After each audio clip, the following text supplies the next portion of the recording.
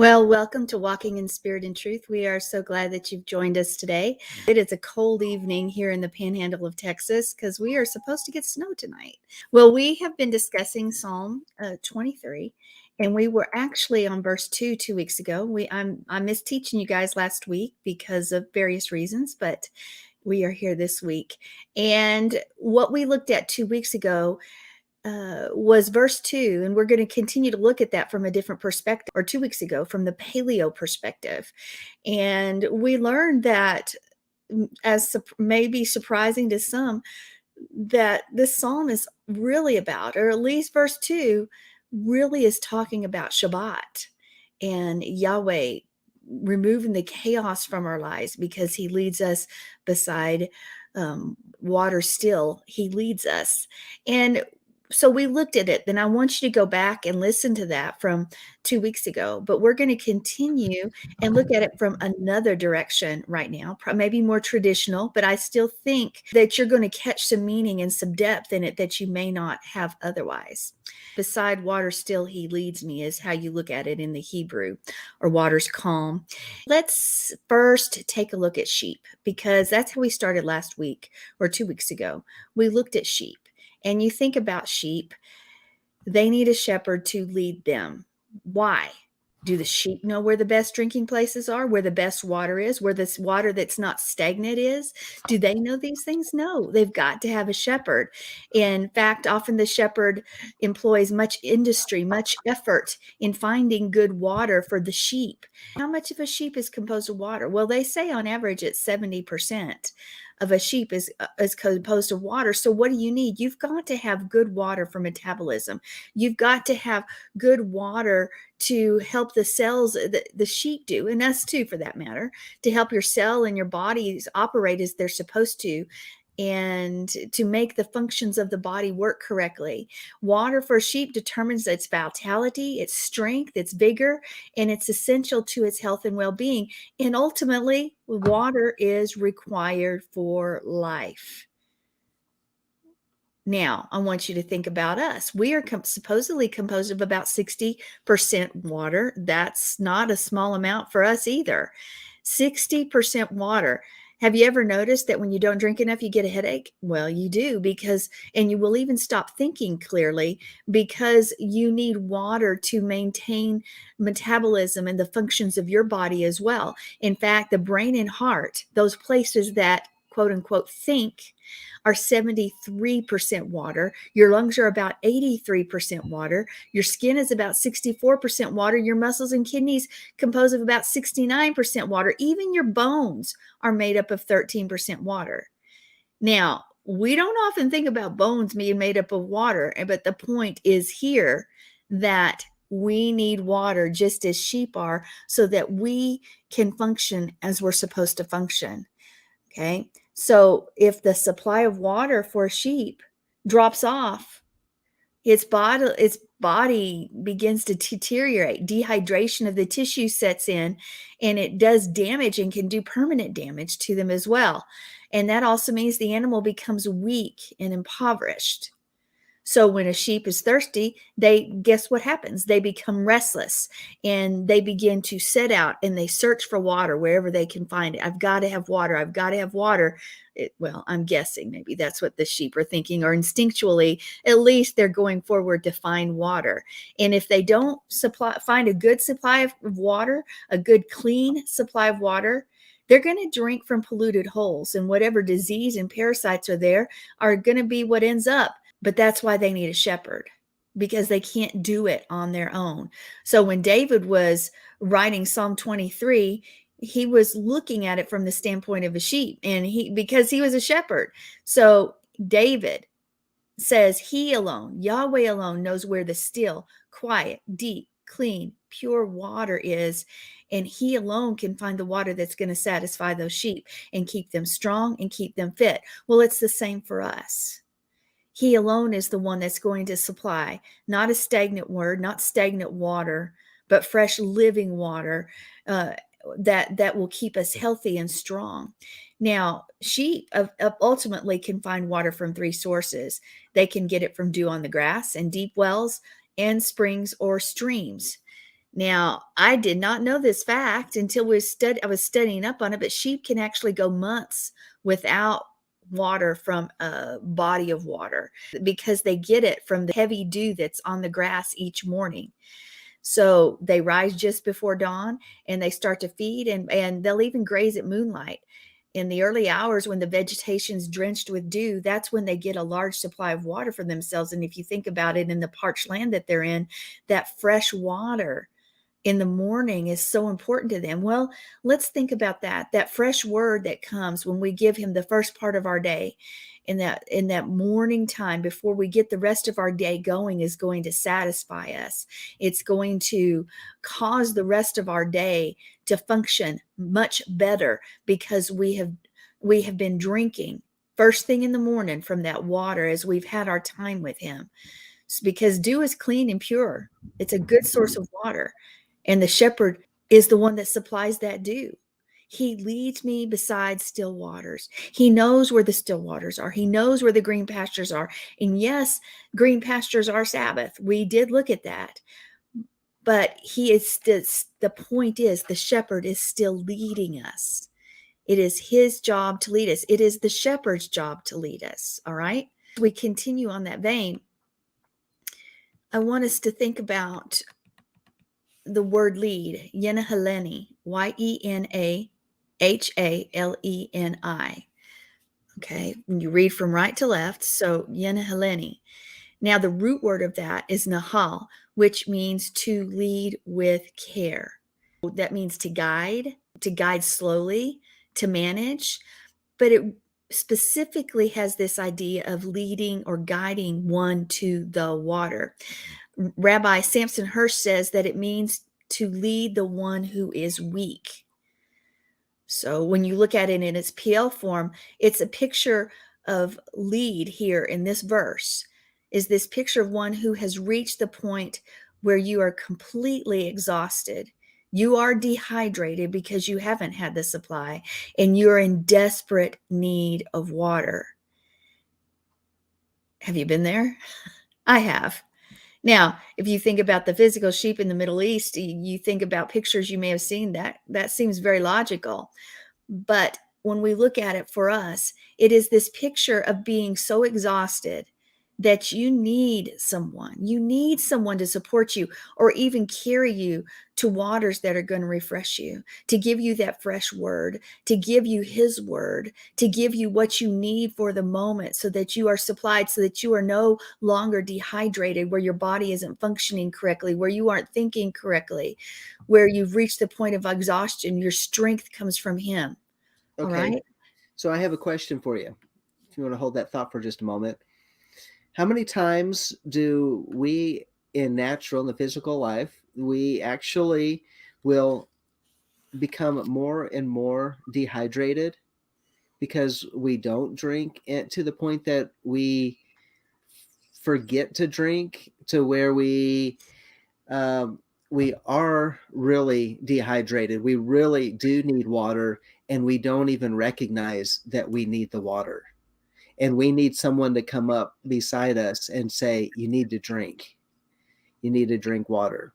And you can do the different tests. I mean, like you said earlier, the headache test, but there's the skin test where you can grab some of the skin and see how elastic it is, and will it go back into place, or will it just kind of hold in place for a while before it shrinks back down to where it's supposed to be. I mean, we can do that, but how many times we need somebody to walk beside us and say, "It's time to drink. You need to drink some water. You're dehydrated."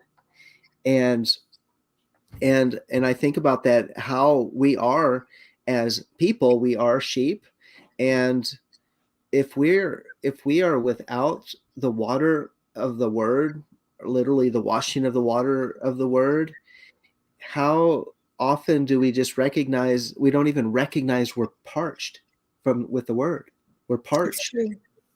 from We don't having even it. we don't even know that's where a lot of our attitude or the problems are stemming from, is because we've become totally dry because we have not been But taking in that word, that water. Yes. so let me take it to the next point then. Therefore, there is such a responsibility that rests with pastors and teachers, apostles and prophets and evangelists, all of them, honestly, all of that fivefold ministry, legitimately fivefold ministry, that is both I would say Tanakh and Brit Hadashah.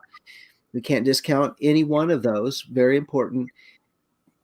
But when they're speaking and they're in that position to bring the flock into maturity, it's important that they give water in order to quench the thirst. So so it's important to gather the flock, but when that flock gathers, it's important to have something to refresh the sheep with. The role of the pastor in particular, because that's the role when we gather in on the congregation, in the congregation on Shabbat. That role of the pastor is to bring some refreshing water. People are supposed to feel inspired and encouraged um, after gathering. Also, they can be taught. Also, they can be encouraged. Also, they can be exhorted to. Also, they can have those prophetic words spoken over them that strengthens them, brings it, inspires it, and gets them to maturity. All of those things working together is that water. Right. And if a person walks out the same way that they came in, then that pastor failed. And I speak that way because, as you know, you and I, Sandy, we take that very seriously. If someone's coming to gather, how important it is that when they leave, they've got something. Yeah, but I don't think you can push all of that on the pastor either, because you can sit in a congregation and expect nothing and receive nothing.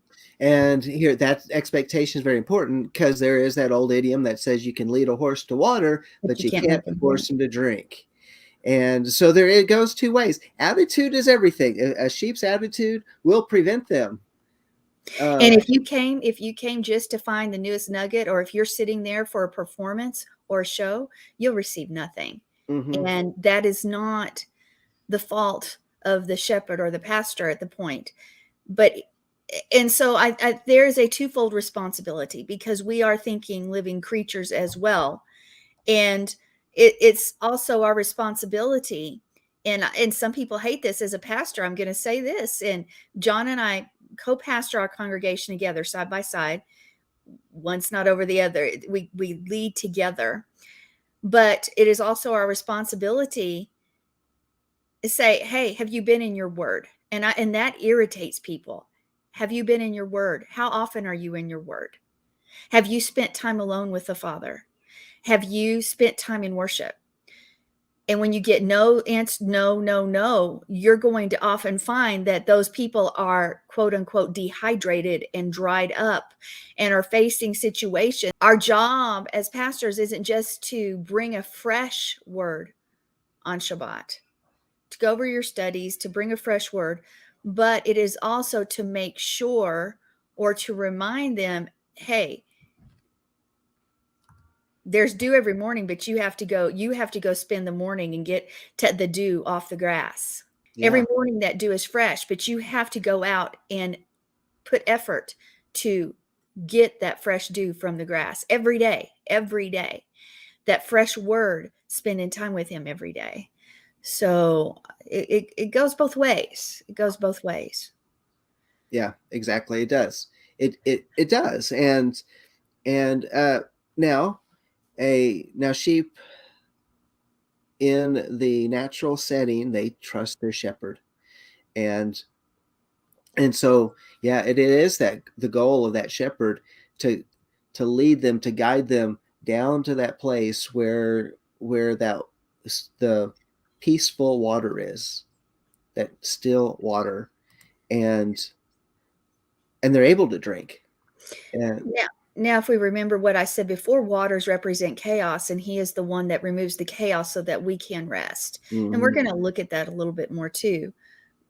And that all plays a part in what this picture is of the waters that are still and calm. Let's look at the Hebrew letters. But before we do that, I want you to really get this understanding that Yahweh puts his arms around you when at these waters still. He puts his arms around you to support you, and when your strength is almost gone, and he guides you to that place of refreshment, those waters of refreshment, if you will follow. And that's another thing. It's got to be the one that satisfies. We've got to stop looking at other things to bring satisfaction, to fill our time, to bring answers in our lives when we've failed to go before our King, when we failed to allow him to lead us to that place of satisfaction. When we look at the letters, one more time, the letters of the word Yenahaleni, we have that picture of the yod, the nun, the hey, the lamed, the nun, and the yod. It's almost like this pyramid that's formed because we hear the repetition of those letters. And I talked a little bit about it last time. When you put these consonant, the images with these consonants, we have, I think I said, the deeds and the life reveals the control of the life and the deeds. And so you have that, as I said, that pyramid structure. I think it helps us to understand, what does it mean to lead with care? It's the deeds or the work of life reveal the control of a life of deeds.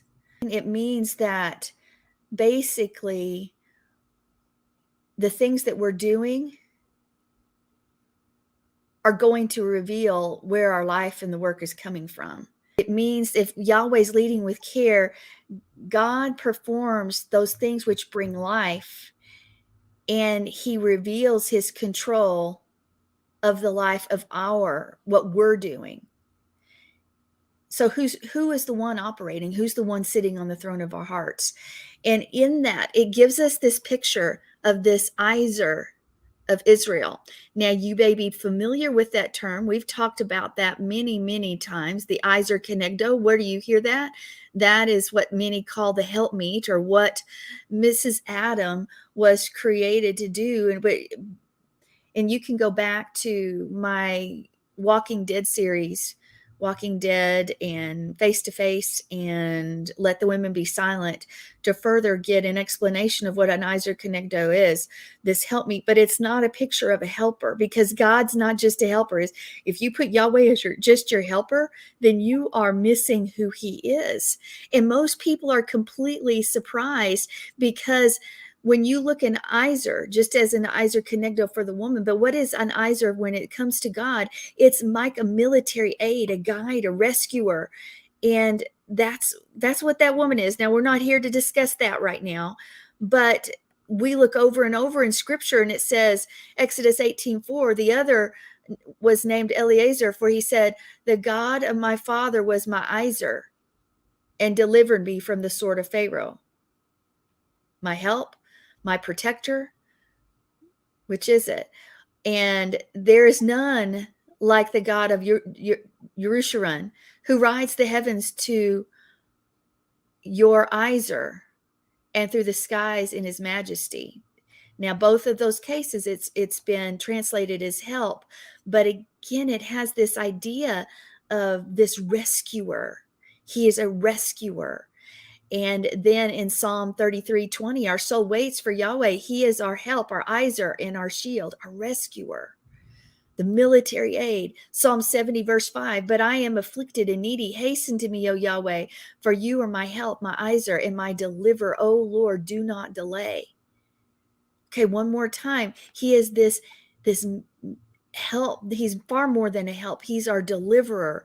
He is the one that takes care of everything for us. He is the one that is this rescuer, this military aid, this guide, and this lead. And that's that word guide. I mean, that's what we have this picture of, as leading us beside these still waters, guiding us to that place where we are protected, we're safe completely within him. And then we have Hosea 13:9, it is your destruction, O Israel, that you are against me, against your help. Okay, your Iser. This word is used to describe our Iser, our king.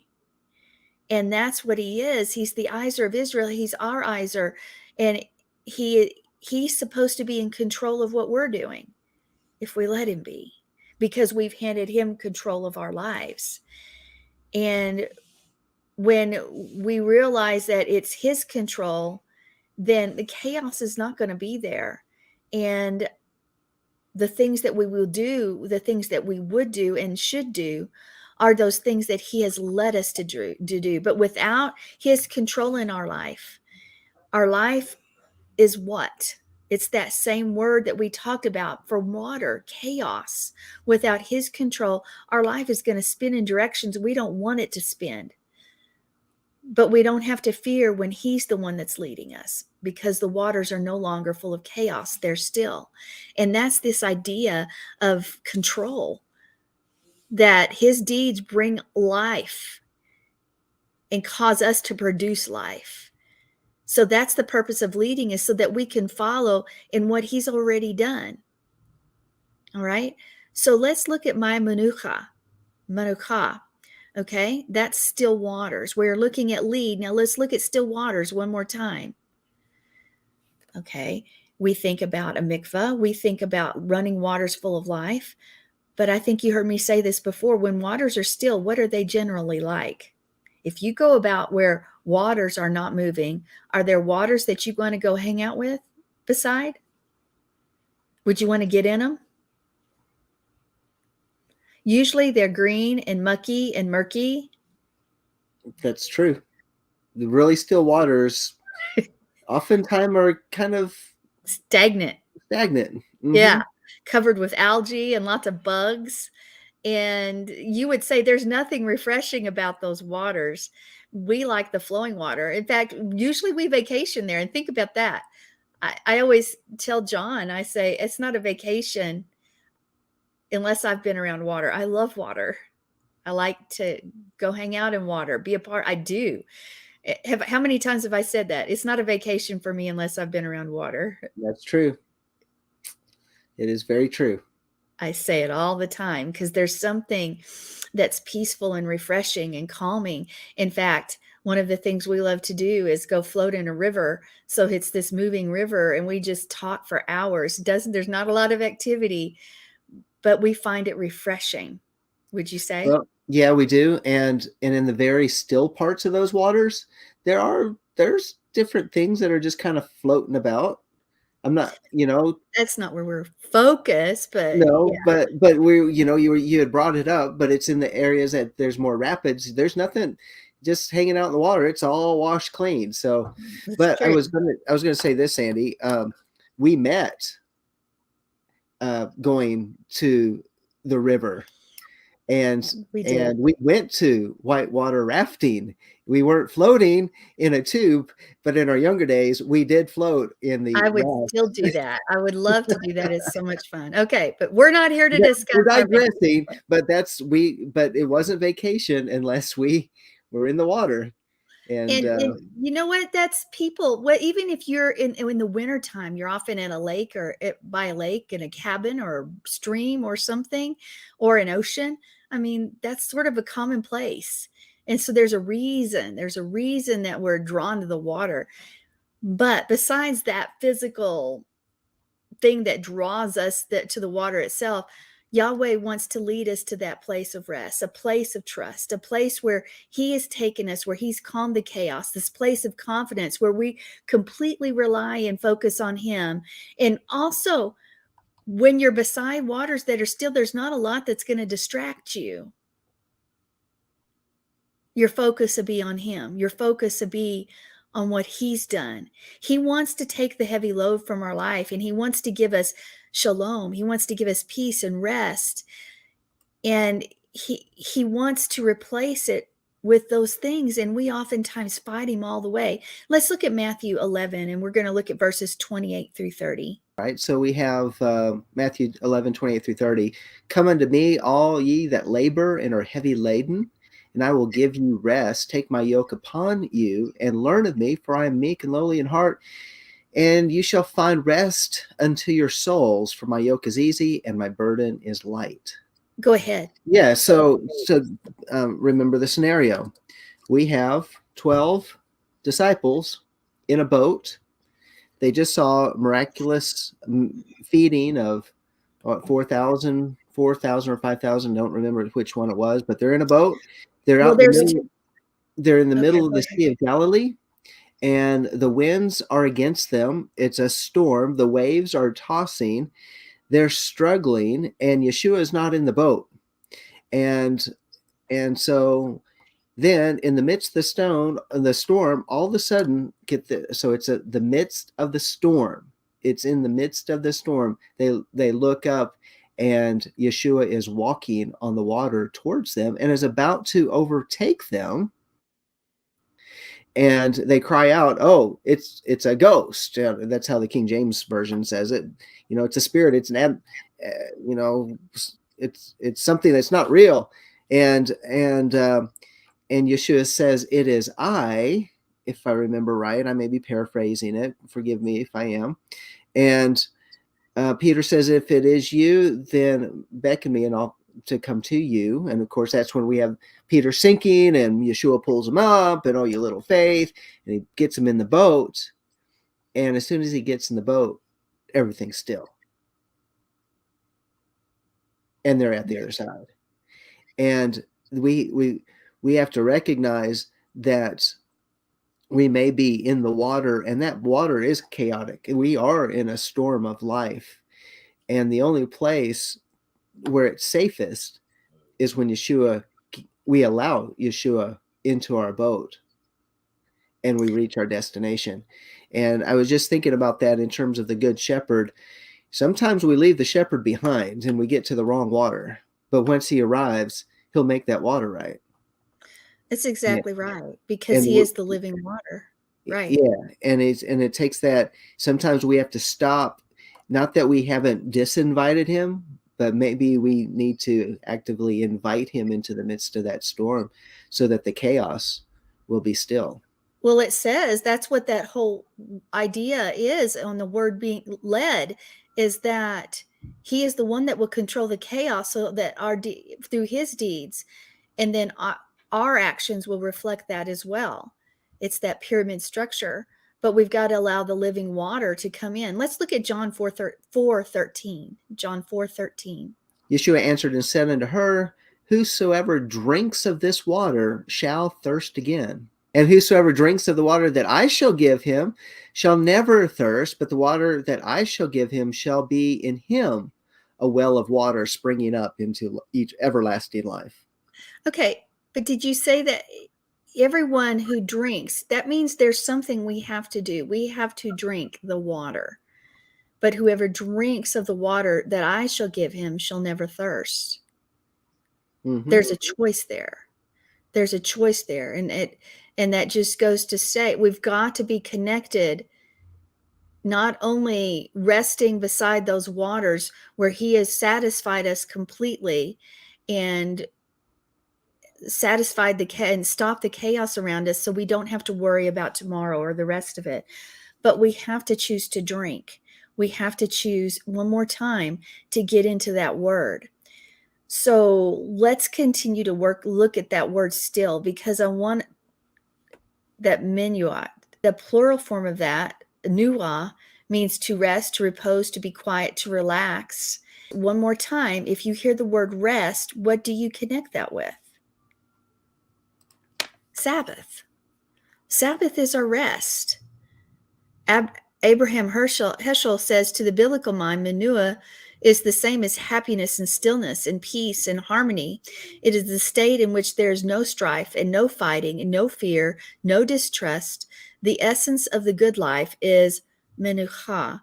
And the latter time, menucha became a synonym for the life in the world to come, for eternal life. So here we have, back to your analogy, back to when you talked about Yeshua calming the storm, because one more time, life is that storm. But what contrasts to that storm of life? It's Sabbath, it's rest, it's the harmony we find on Sabbath. It's that shalom, it's that peace. And each time we enter into Sabbath, we find ourselves what? We're sheltered. It's as if we're in this ark and we're floating over these waters that where all strife and striving is gone, because we're resting in him. And each time we experience his presence on that day, we know that we've been fed, we've been clothed, we're sheltered, and we're guided by Yahweh himself, the Good Shepherd. That's this picture coming back full circle, where we do find these still waters, as he's taking care of us when we're completely exhausted, when we're weak. But where there's something that happens in Sabbath when we're beside those waters, and that is restoration. Restoration. And we find that through him on it, because he is the source of life. He is the source of living water. Hmm. But we've got to participate. Yeah. We've So, got to, yeah, we do have to participate. And Shabbat, that's really the key, because if we go over to Hebrews 3:11, where it's quoted about the Israelites in the wilderness, where he says, "I swore in my anger they will never enter my rest." And so what is it that they were not able to enter into, and why? It's because they had hardened their hearts. In And this is where it says before that, "Oh, that today you would listen as he speaks, do not harden your hearts as in the rebellion in the day of testing in the wilderness. There your fathers tested me and tried me, and they saw that my works for 40 years. Therefore I became provoked at that generation and said, their hearts are always wandering, and they have not known my ways. As I swore in my anger, they will never enter my rest." And so it goes on. "So see to it, brothers and sisters, that none of you has an evil, unbelieving heart and forsakes the living God, but exhort one another as long as it's called today, that none of you become hardened by sin's deception. For we have become partners with Messiah, if in fact we hold our initial confidence firm until the end." And it goes on, um, and in verse 19, "So we see that they could not enter in because of unbelief." They couldn't get that rest, but that word for rest is, in the Greek, is katapasis. Katapasis, and I hope, I don't know if you were going to go there with that word, but you know what it means? It means a putting to rest, a calming of the winds, and a resting place.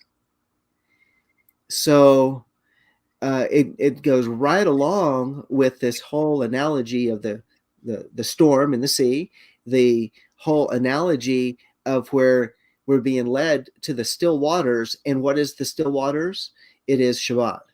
It's where we sometimes we have to make the week stop in order to find rest, where there is a calming of the winds, there's a calming of the storms, there's a calming of all the events of our life, to we say, that's not going to break in. This is the time of rest.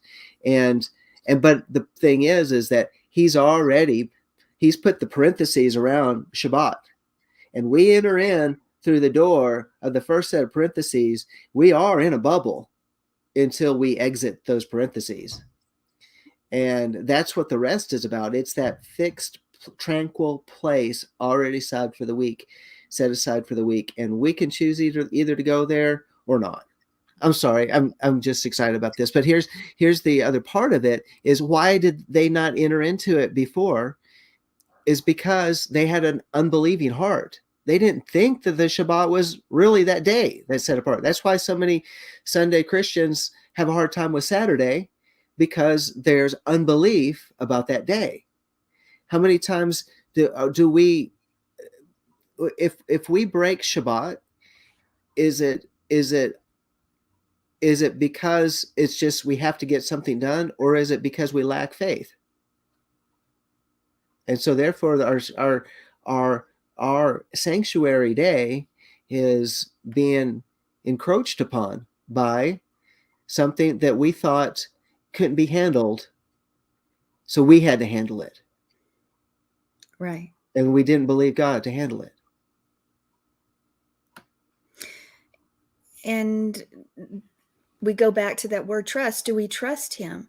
Because when we are beside those waters, we've got to trust that he's taking care of everything for us so that we can rest.